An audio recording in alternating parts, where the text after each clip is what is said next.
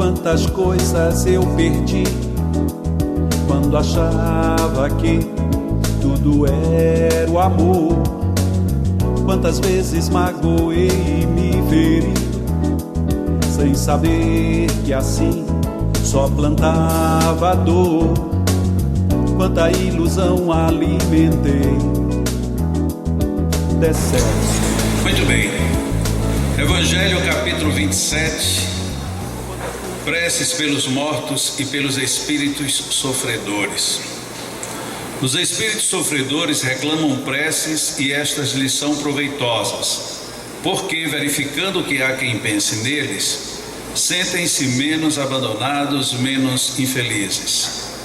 Mas a prece tem sobre eles uma ação mais direta, reanima-os, incute-lhes o desejo de se elevarem pelo arrependimento e pela reparação, e pode desviar-lhes o pensamento do mal.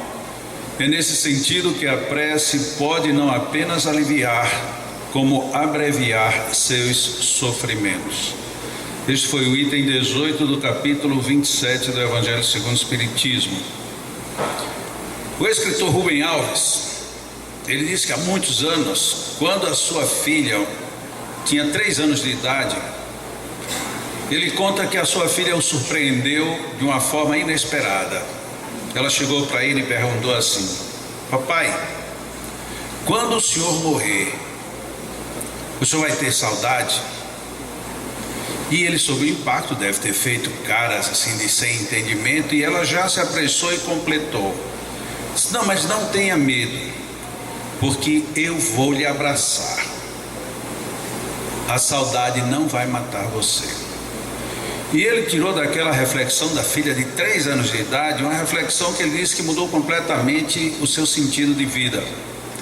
Desde aquela situação, ele disse: como é que pode uma criança aos 3 anos de idade entender que a morte, ela não é uma situação de medo, mas simplesmente a ânsia de uma saudade? Porque até então, aí é a dedução da leitura, ele tinha medo da morte, e tinha medo porque pensava que a morte doía, mas que agora já não era mais a dor como ele imaginava. O que é espantoso na morte é o fenômeno da saudade. E nesse diapasão nós encontramos às vezes comentários pouco produtivos, do tipo: por que você ainda está chorando o seu morto? Deixa o seu morto. E alguns pegam as palavras de Jesus: deixai aos mortos o cuidado de enterrar os seus mortos. Se a gente toma mais literalmente a expressão de Jesus, deixai aos mortos o cuidado de enterrar os seus mortos, é deixar aquele insensível o cuidado de enterrar tudo aquilo que não tem mais sensibilidade ou registro pelo que passou. Porque na realidade a vida, ela é tão pungente, tão forte, tão real, que mesmo quando a gente é abraçado pelo fenômeno da morte, a vida continua dizendo: eu sou vida e eu continuo. Mas eu não sou espiritualista, eu acredito que a vida acaba. Vou voltar para o mesmo autor. Rubem Alves diz assim: quando eu comecei a escrever, eu pensava que era apenas uma forma de me expressar. Na verdade, hoje eu posso dizer que eu escrevo como uma forma de garantir a minha eternidade, porque à medida que eu escrevo, eu vou deixando marcas por onde eu passo de tudo que eu faço. Daí, procurar deixar os melhores registros, para que a minha presença na minha ausência seja mais forte positivamente do que negativamente. Alguns optam por escrever, outros optam apenas por sonhar. Mas sonhos são particularidades individuais que é difícil se participar quando não se exterioriza. E muitas vezes sonhos se transformam em grandes decepções, não porque os sonhos não sejam bons, mas porque nós nos colocamos na posição de pessoas incapacitadas de realizá-los, e aceitamos isso tão comodamente. Um grande escritor inglês, T.S. Eliot, ele diz que todos nós fazemos grandes andanças pela vida, e essas andanças, surpreendentemente, nos levam ao final para o nosso ponto de partida. E aqui um parêntese meu: mesmo que a gente não faça qualquer consideração religiosa, mesmo que a gente não queira apenas filosofar ou refletir dentro de uma ótica fechada, seja ela qual for, reflexões como essa nos põem perante nós mesmos. E ele continua: e o mais impressionante é que quando chegamos nesse ponto, descobrimos que já o conhecíamos, e mesmo já o conhecendo, ele agora é a grande novidade. Estava falando ele da viagem da vida. Nós muitas vezes dizemos, ele estava falando da morte. Até nisso nós nos posicionamos. Afinal de contas, você está privilegiando a vida ou está valorizando a morte? Afinal de contas, você está querendo viver ou antecipar uma inatividade ou impassividade? Algumas pessoas mais religiosas dizem: eu não temo a morte, mas reze por mim. E vou ainda continuar no mesmo autor que eu estou comentando hoje, o Rubem Alves. Ele também coloca algo muito reflexivo sobre o fenômeno da morte. Ele nos propõe, assim como ele também pensou, que no dia que ele for, ele certamente vai querer encontrar-se com o Criador e vai querer entender do Criador como é que ele criou tudo isso. Mas como ele ainda não chegou lá, ele se permite fazer uma reflexão alegre de Deus. Se Deus fez tudo isso, se Deus fez, e aí ele entra numa veia poética, se ele fez um sol, se ele fez um céu azul, se ele criou os rios e os mares, se ele nos deixa uma relva onde nós podemos correr e brincar, e ainda nos deu memória para nós resgatarmos os melhores momentos de nossas vidas, certamente aquilo que é apontado como o sétimo dia da criação, quando ele descansou, se alguém estivesse presente para testemunhar, Deus estaria rolando na relva, sorrindo de tudo, porque não era possível que Deus criasse o universo e não sentisse prazer nesse universo criado. Reflexões desse tipo nos colocam a imaginar o inimaginável. E eu tive a oportunidade, na ocasião em que lia algumas dessas reflexões, de prestar atenção, porque uma das coisas que eu tinha lido, como eu tinha lido numa noite com muito sono, eu li e passei batido. Mas no outro dia, quando eu fui reler, de repente eu encontrei que aquilo eu tinha lido, mas não tinha percebido nada. E voltei a reler. E lá embaixo, então, no livro eu coloquei, porque eu só leio discutindo, comentando, adicionando, concordando, discordando e assim sucessivamente. E aí eu coloquei algo mais ou menos assim: quando nós olhamos alguma coisa com profundidade, ela se torna profunda. E é verdade, porque eu tinha lido e não tinha me significado coisa nenhuma, e no instante seguinte tudo já era totalmente novo, totalmente rico, totalmente inusitado. As leituras são formas de nós vivermos, as reflexões são formas de nós colocarmos a vida em andamento, as realizações é a manifestação da vida real dentro daquilo que já é real no imaginário de cada um de nós. Mas por que às vezes demoramos tanto a decidir por tornar real o que nós amamos e por preservar vivo algo que nós não gostamos? Ah, fulano me fez uma raiva enorme, passei o dia descompensado.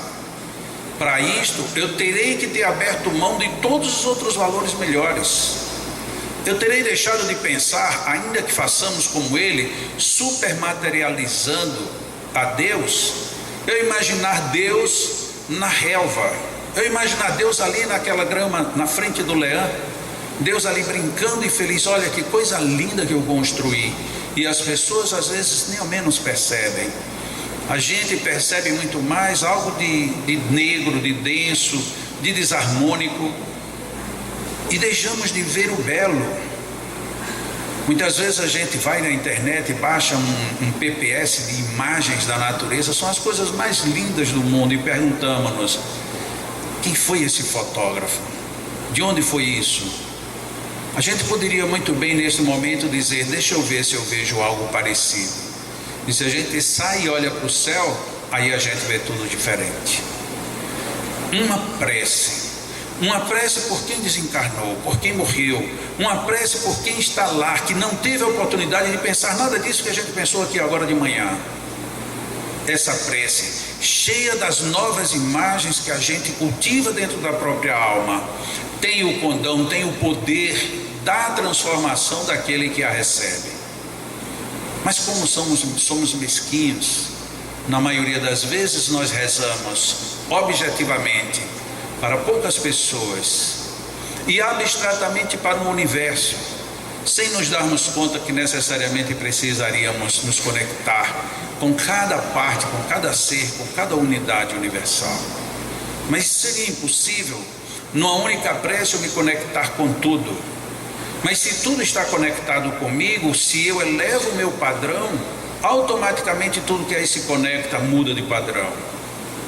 Temos sim o condão de transformar o mundo, mas esse condão começa pela autotransformação. Alguém pode até pensar, lá vem a mesma lição de reforma íntima, de controle, não é nada disso. É uma reflexão da vida na vida e na pós-vida. Nós temos e teremos vida sempre. E o que fazemos para privilegiar tudo isso? Como nos conduzimos, como nos comportamos, que lições extraímos da vida para que a nossa vida seja melhor? É muito relevante que nós tenhamos essa noção proposta nessa leitura rápida de uma prece por um desencarnado. Alguém desencarnou, mas era tão bom que não precisa das minhas preces. Claro que precisa.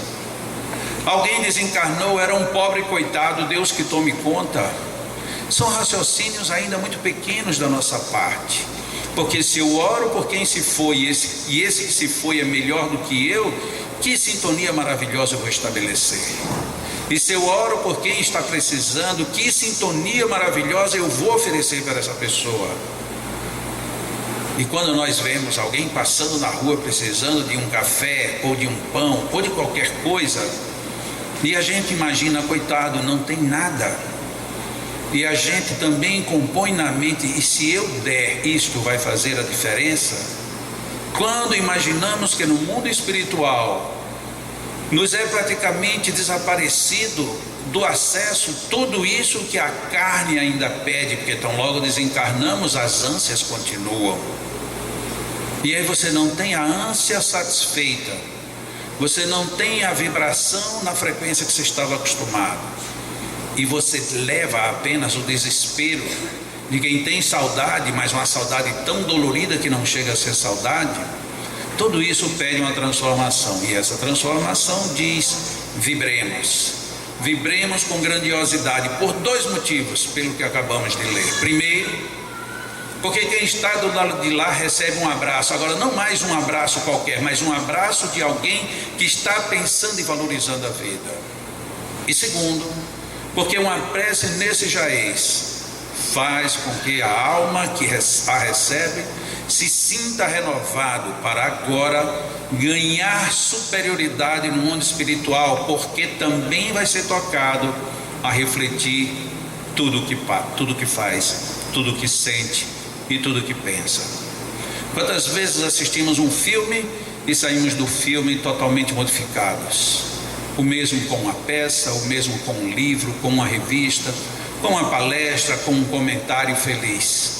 Por que não ampliamos isto, fazendo eco das coisas boas que nós recebemos, levando adiante com grandiosidade aquilo de tão profundo que nós recebemos e que dá qualidade à nossa vida? É um questionamento que nós podemos, devemos e que façamos mesmo todos os dias, porque temos sim que ser melhores, crescendo melhores e vivendo melhor.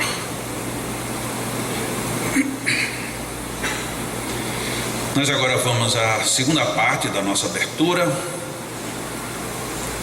onde nós pedimos que as pessoas procurem ficar o mais relaxado possível, de preferência que evitem sobrepesos, para que a nossa corrente sanguínea circule melhor para que a nossa mente vibre em mais harmonia. Um dia uma pessoa me disse: nossa, o momento do magnetismo coletivo é um momento sagrado. E é, mas não é sagrado por ritualística, nem é divino apenas porque acontece aqui.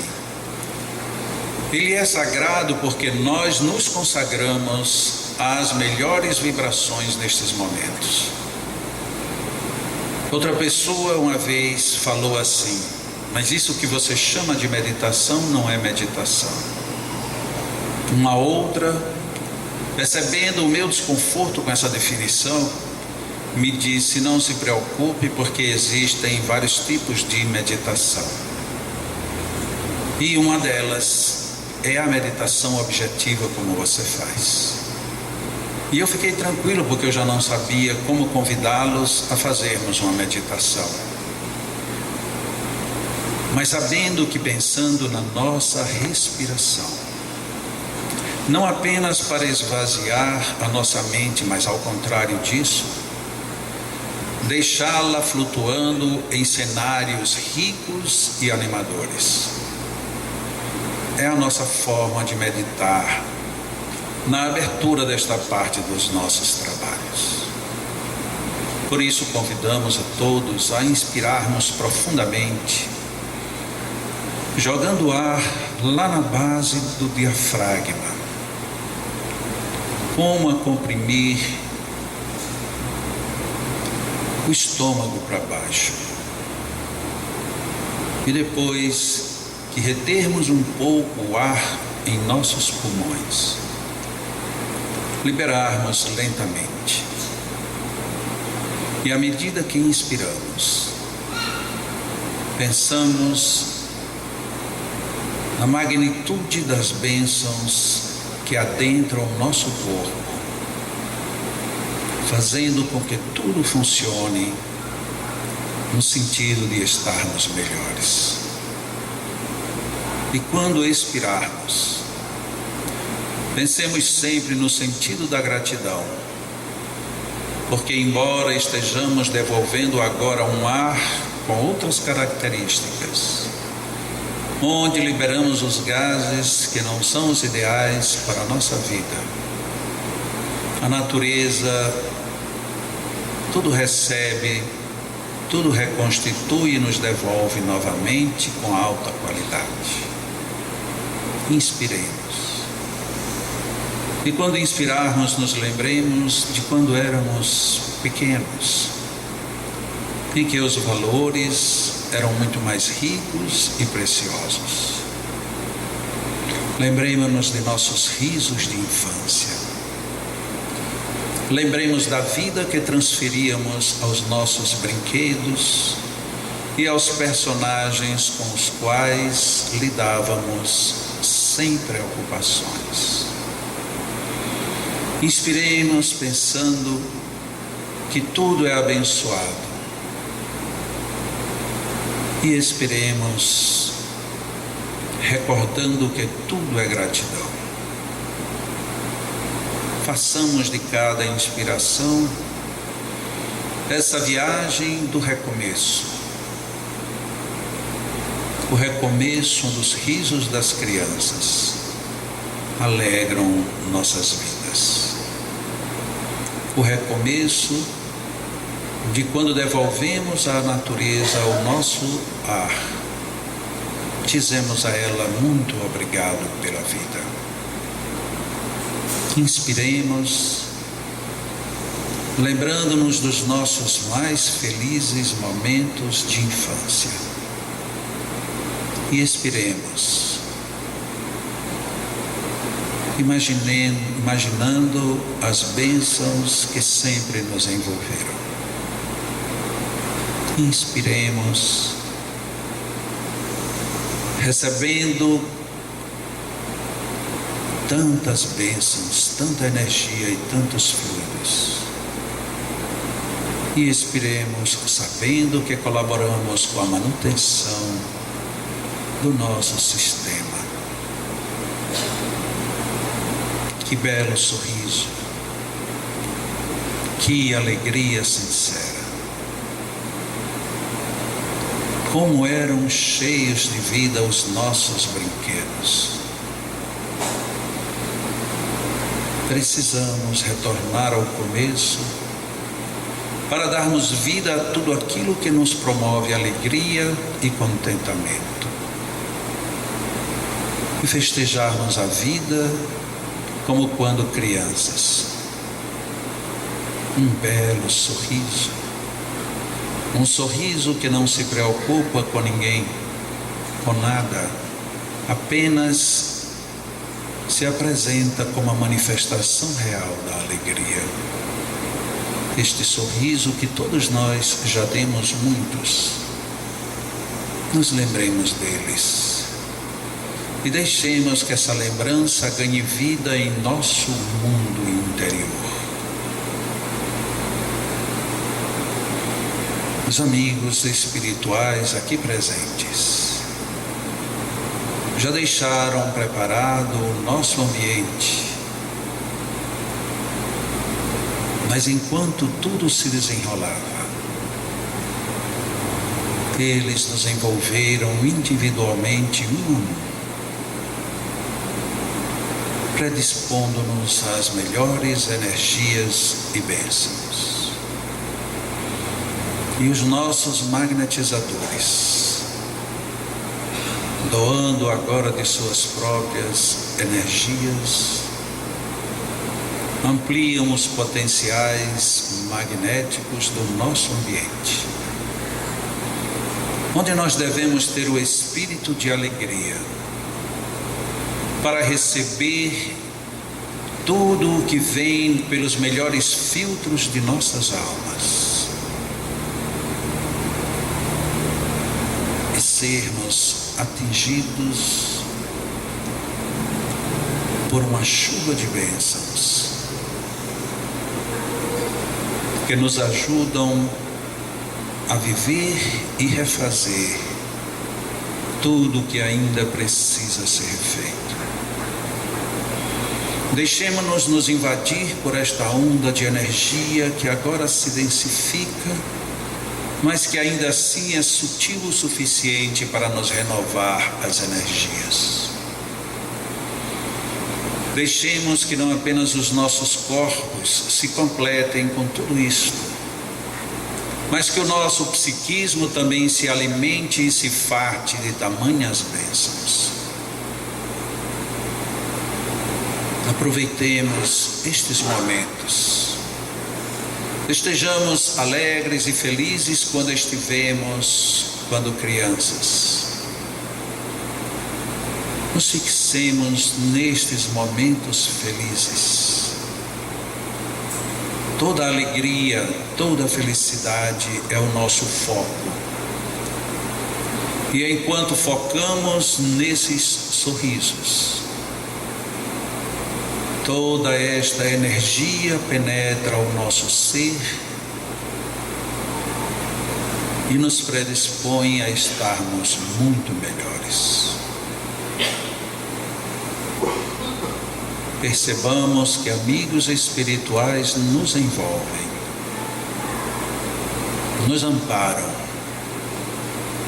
e estas energias nos fortalecem.